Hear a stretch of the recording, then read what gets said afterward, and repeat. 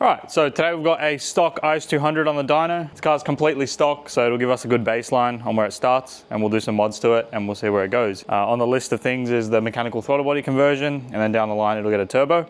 So this is going to give us a good base, and then as we add mods we can see where it picks up power, what's good and what's not. So nice and simple, let's get into it. Alright, let's just put him here. This will be very, very quick and very, very simple. Like, don't even have to strap it, because we can monitor the AFRs and see if they run particularly rich. It's not completely accurate when the car's got a cat. There's no intake, there's no exhaust, no headers, no nothing, no ECU mod. All it's got is good maintenance. Pretty high mileage example, it's got 360,000 Ks, so this is by no means a best case scenario.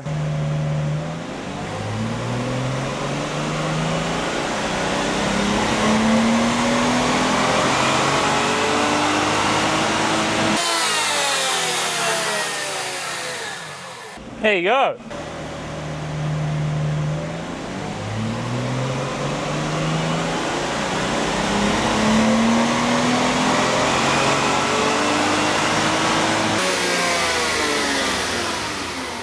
Alright, so we've done our run. We've got an average of 77 kilowatts on back-to-back runs. That's the curve that it produces. Down here is power, and that's torque. We also logged AFR, and I did notice that it is quite rich stock, and that combined with timing gains, I would say there is quite a few gains to be had NA, if it had an aftermarket computer. On the stock computer, it's not really worth tuning it. So overall, it did better than I thought. It's definitely a healthy example. So we'll do mechanical throttle body conversion, and we'll see what it makes. Alright, now there is a myth that the throttle body doesn't open up till third and fourth gear. So what we're going to do is a second gear pull, and we'll see if we get a similar power readout and a similar torque graph.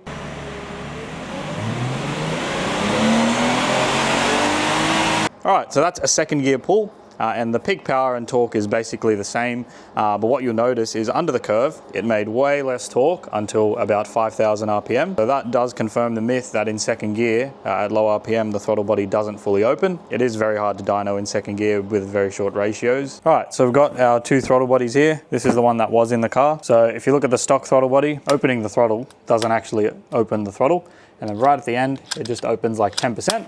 And what we've done here is we've cut the stock linkage off to the motor, and there's a spacer in here. So we've just taken the spacer out, and that clamps everything shut. So now the throttle body is 1-to-1. So the ECU has no say over it. The E-throttle actually sets the idle, but conveniently they did leave idle screws in here. So we can just manually set the idle. So we'll get this in the car and we'll run it up. All right, so we'll see how much of a difference it makes.